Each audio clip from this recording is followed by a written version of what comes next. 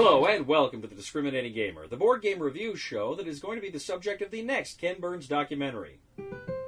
On March 12th, 2014, Cody and Sean began a board game review show that will change the course of American history.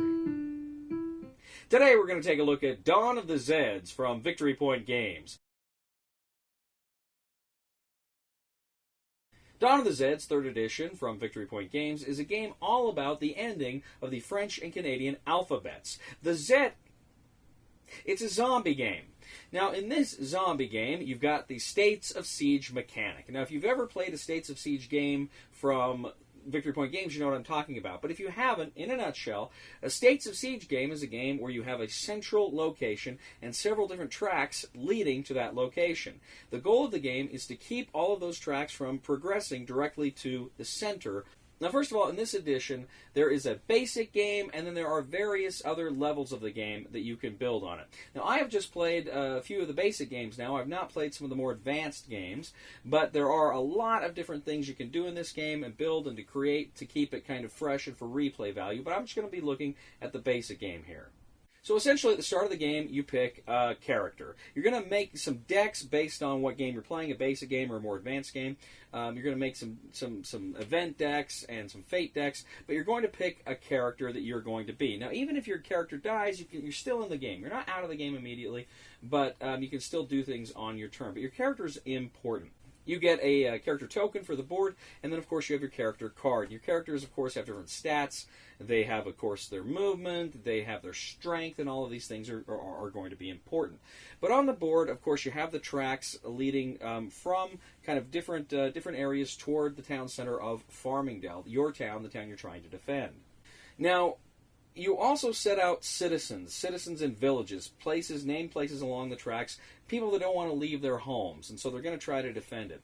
But these citizens, they have to stay there until they are, of course, the zombies come in. Once they come into combat, then the citizens can retreat, and you can kind of move them and manipulate them on your turn.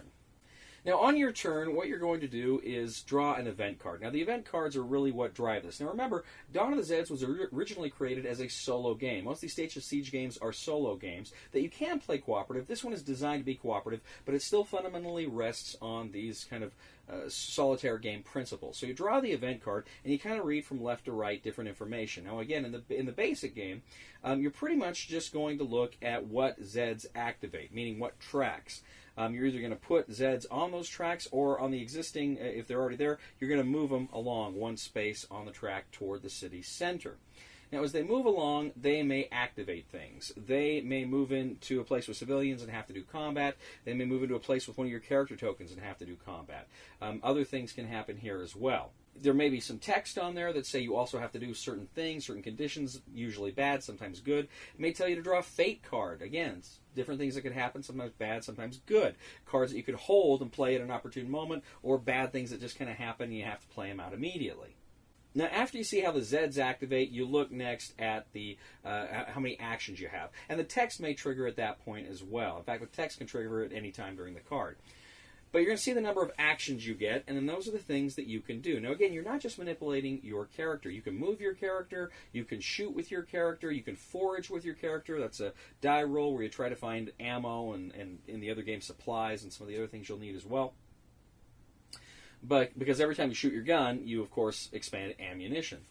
But what you can also do is you can move the units. You can move the citizens. You even have some citizens that start in the city center that you can move. And really, they're not very powerful, but they can slow down and potentially wear down some of those zombies as they're coming toward you.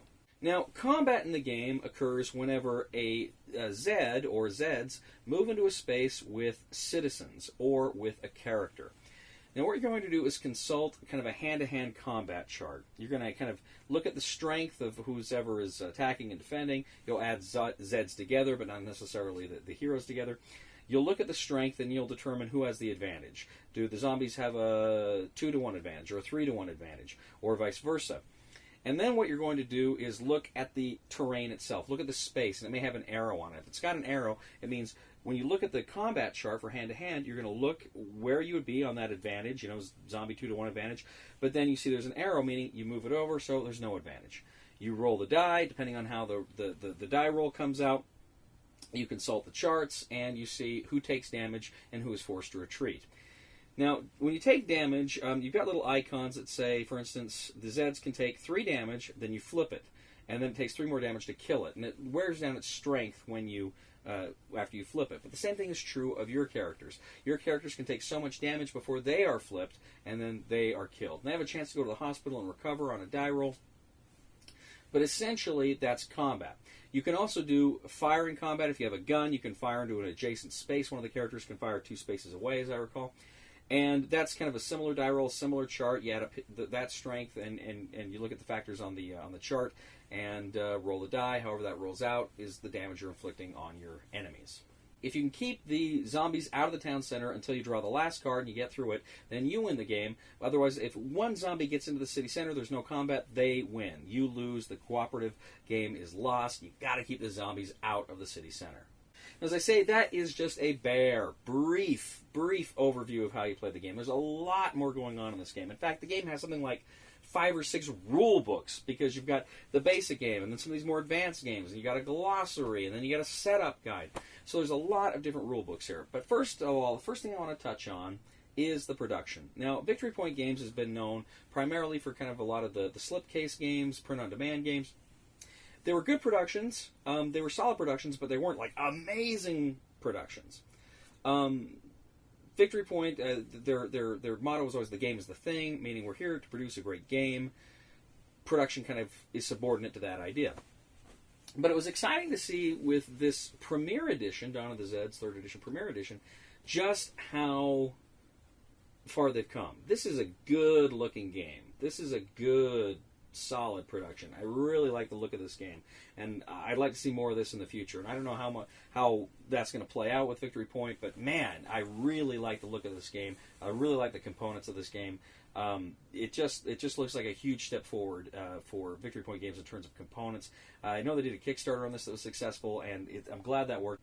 Now, as far as the gameplay itself goes, it is fundamentally a lot like a lot of the other States of Siege games I've played. I don't mean that in any negative way at all. I really enjoy the States of Siege games. But it's that basic mechanic. We got the tracks coming at us. We're trying to keep them back. We're trying to force them back. And I had played the 2nd edition of Dawn of the Zeds, the solo game, and I liked it. I thought it was fun. But, I'm not a huge solitaire guy. I mean, I'll play them occasionally, but I'm much more about the social aspect of gaming. And so I was really pleased to see that this was a game that, though the fundamental core mechanics hadn't changed, they'd livened it up, they'd added some spice and sugar to make it so it plays effectively as a cooperative. And I really, really like that quite a bit. This game is intense. It's hard. It's a puzzle, and it's every turn, you don't get the actions you want. And what do you do with the actions? Do you move your character? Do you forage? Do you send out some citizens to try to hold them up? Because it's just relentless. First game we played, it came down to the last, we were hanging in there, it came down to the last card, and zombies were able to make it in the town center and screw us all. So it happens. I mean, it's a hard game, it's a tough game, but it's a fun game. I mean, I've said this before, cooperative games, you wouldn't like them if they were easy. They wouldn't be any fun. They need to be hard. They need to be tough. You need to lose them most of the time. And this game is hard. It's tough. I haven't won it yet. But I know I can. It's just sometimes the luck isn't with you. The cards aren't with you. The die ain't with you. But man, it's a fun game. It's an intense game. I really like Dawn of the Zeds. I think it's a fun and different kind of zombie game. It's the zombie theme, but it's very different from, say, a Zombie Side or Dead of Winter. It's a very different game in a lot of ways. I mean, yeah, you have the characters, but still fundamentally it plays very differently, and it's its own game. It's very unique. I really liked it. Having said that, I think I've played a lot of these States of Siege games, and they're fun. I like them. I think my favorite is still probably Habsburg Eclipse, which was the World War I one, and I like that because I really like the World War I theme quite a bit. It's and Austria-Hungary in World War I. Who does board games about Austria-Hungary in World War I? It was like Wings for the Baron for Victory Point Games. That was a great game about German aircraft manufacturing in World War I. Who's doing themes like that? And I freaking love that. But with kind of this zombie theme, it succeeds. It's a winner. I really like States of Siege games, and I really like Dawn of the Zeds 3rd Edition. This Premier Edition is a beautiful production and a fun game, a tough, fun game. So with all of that in mind, the recommendation for the Discriminating Gamer for Dawn of the Zeds is buy it. Thank you once again for joining us today on The Discriminating Gamer. As always, we ask you to please leave a comment for us on YouTube, on Board Game Geek, on our Facebook page, or on thediscriminatinggamer.com. We ask you to please like us on Facebook, subscribe to us on YouTube, and follow us on Twitter. We are The Discriminating Gamer, and zombies, please.